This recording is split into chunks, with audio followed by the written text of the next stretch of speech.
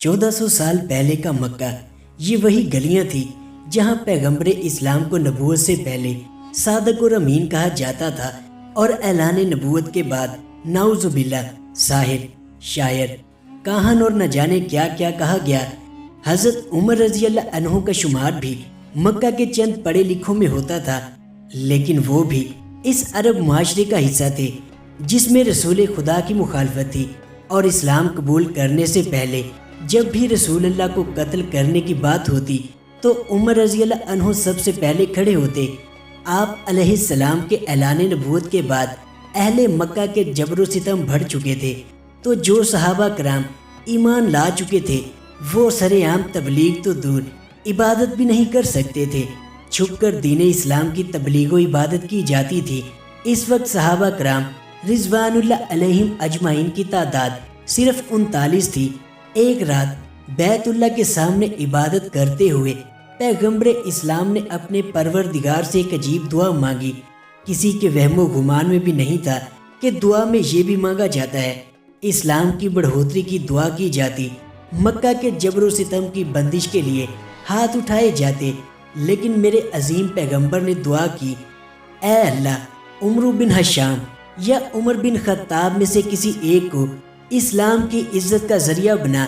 नबी पाक सल्लल्लाहु अलैहि वसल्लम ने मक्का में 2 लोगों को नामजद किया और फैसला अपने रब पर छोड़ दिया कि अल्लाह इन दोनों में से जो तुझे पसंद हो वो दे दे। अल्लाह करीम ने अपने महबूब की दुआ को कबूल फरमाया और इस असबाब की दुनिया में सैयदना उमर फारूक रज़ी अल्लाह अन्हो के इस्लाम लाने का ये सबब बना कि एक रोज़ उमर रज़ी अल्लाह अन्हो नंगी तलवार उठाए जा रहे थे कि रास्ते में बनु ज़ारा से ताल्लुक़ रखने वाला एक शख्स मिला जिनका नाम नईम बिन अब्दुल्ला था। इन्होंने हज़रत उमर रज़ी अल्लाह अन्हो से दरियाफ्त किया कि ए उमर, इतने गुस्से में कहाँ जा रहे हो? हज़रत उमर रज़ी अल्लाह अन्हो ने कहा, मोहम्मद को कत्ल करने जा रहा हूँ क्योंकि इसने नए दीन का ऐलान करके मक्का वालों में तफरीक कर दी है, फसाद पैदा कर दिया है, और आज मैं ये किस्सा ही ख़त्म कर दूंगा। आज मैं मोहम्मद को कत्ल कर दूंगा। नईम बिन अब्दुल्ला कहने लगे, उमर, अगर तुम ऐसा करोगे तो क्या बनु हाशिम और बनु ज़ाहरा तुमसे इंतकाम नहीं लेंगे? हज़रत उमर रज़ी अल्लाह अन्हो कहने लगे, लगता है कि तुम भी उस नए दीन में शामिल हो चुके हो। इन्होंने आगे से जवाब दिया कि तुम पहले अपने घर की खबर लो, तुम्हारी बहन और बहनोई ने भी इस्लाम कबूल कर लिया है। जलाल में निकले उमर सीधा बहन के घर पहुंच जाते हैं। जब आप रज़ी अल्लाह अन्हो बहन के घर के बाहर पहुंचे तो बाहर से कुरान मजीद की तिलावत की आवाज़ सुनी और अंदर खुबाब बिन अरत रज़ी अल्लाह अन्हो हज़रत उमर की बहन फातिमा और इनके शोहर हज़रत सईद रज़ी अल्लाह अन्हो के साथ सूरत ताहा की तिलावत कर रहे थे। हज़रत उमर रज़ी अल्लाह अन्हो ने दरवाज़ा खटखटाया। अंदर से पूछा गया, कौन? उमर नाम सुनते ही तिलावत की आवाज़ बंद हो गई और हज़रत खुबाब रज़ी अल्लाह अन्हो डर कर छुप गए। हज़रत उमर रज़ी अल्लाह अन्हो ने अंदर आते ही पूछा कि तुम लोग क्या पढ़ रहे थे? इन्होंने बात टालते हुए कहा कि हम आपस में बातें कर रहे थे। हज़रत उमर रज़ी अल्लाह अन्हो कहने लगे, मैंने सुना है कि तुम लोगों ने भी इस्लाम कबूल कर लिया है और इस नए दीन में शामिल हो चुके हो। हज़रत उमर रज़ी अल्लाह अन्हो के बहनोई कहने लगे, ए उमर, ये दीन तेरे दीन से बेहतर है। तू जिस दीन पर है वो गुमराह रास्ता है।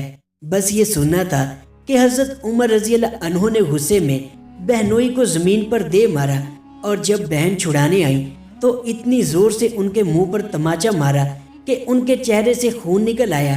बहन के चेहरे से खून देखा तो गुस्सा ठंडा हुआ और बहनोई को छोड़ दिया और अलग होकर बैठ गए और कहने लगे, अच्छा दिखाओ तुम लोग क्या पढ़ रहे थे? बहन कहने लगी कि ए उमर, तुम अभी इस कलाम के आदाब से वाकिफ़ नहीं हो। इस कलाम में मुकद्दस के आदाब हैं कि तुम पहले गुस्ल करो, वज़ू करो, फिर मैं इस पाक किताब को तुम्हें दिखाऊंगी। अमीरुल मोमिनीन सैयदना उमर फारूक रज़ी अल्लाह अन्हो ने गुस्ल फरमाया और फिर वो सफ़ा दिया गया जिस पर सूरत ताहा थी। हज़रत उमर रज़ी अल्लाह अन्हो ने वो सफ़ा लिया और पढ़ना शुरू किया। बस जैसे ही पढ़ना शुरू किया उनके गुस्से वाले चेहरे के आसार बदलने लगे और चेहरे पर इत्मीनान आ गया और दिल पर अजीब असर हुआ और फिर वो पुकार उठे کہ یہ کلام کسی انسان کا نہیں ہو سکتا۔ خباب رضی اللہ عنہ اسی وقت باہر آ گئے اور کہا کہ اے عمر، مجھے یقین ہے کہ اللہ تمہیں بھی ہدایت دیں گے۔ میں نے کل رات نبی پاک صلی اللہ علیہ وآلہ وسلم کو یہ دعا کرتے سنا کہ اے اللہ، ابو جہل یا عمر بن خطاب دونوں میں سے کسی ایک کو اسلام کی عزت کا ذریعہ بنا۔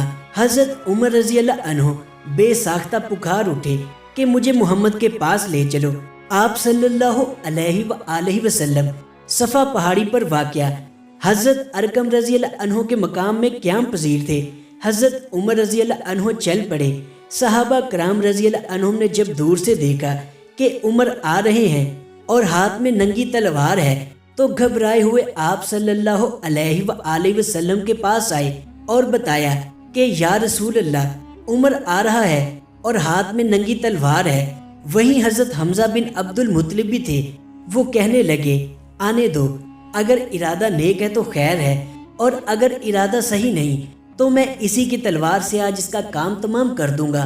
جب حضرت عمر رضی اللہ عنہ پہنچے تو آپ صلی اللہ علیہ وآلہ وسلم پر وحی جاری تھی۔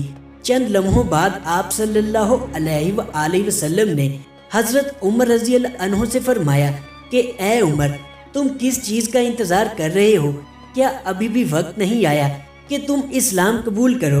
بس یہ سننا تھا کہ حضرت عمر رضی اللہ عنہ نے فوراً کلمہ شہادت پڑھا اور دائرہ اسلام میں داخل ہو گئے۔ اصحاب رسول نے حضرت عمر رضی اللہ عنہ کو مبارک دی اور اس قدر زور و شور سے خوشی سے نعرہ تکبیر بلند کیا کہ کعبہ کے صحن میں بیٹھے ہوئے کفار مشرکین نے بھی سنا، اور اس نعرے سے وادی مکہ گونج اٹھی۔ حضور پاک صلی اللہ علیہ وآلہ وسلم نے سیدنا عمر فاروق رضی اللہ عنہ کے سینہ پر ہاتھ رکھا اور دعا فرمائی، یا اللہ، اس کے سینے میں جو میل کچیل ہو وہ دور کر دے اور اس کے بدلے میں ایمان سے سینہ بھر دے۔ حضرت عمر رضی اللہ عنہ کے اسلام قبول کرنے کے بعد اسلام کو وہ عروج ملا جو کائنات نے دیکھا۔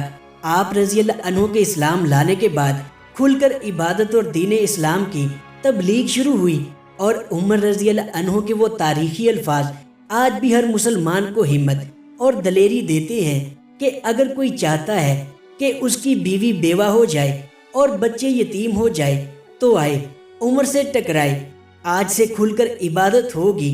قریش کے سرداروں کو جب حضرت عمر رضی اللہ عنہ کے اسلام کا علم ہوا تو وہ دبک گئے۔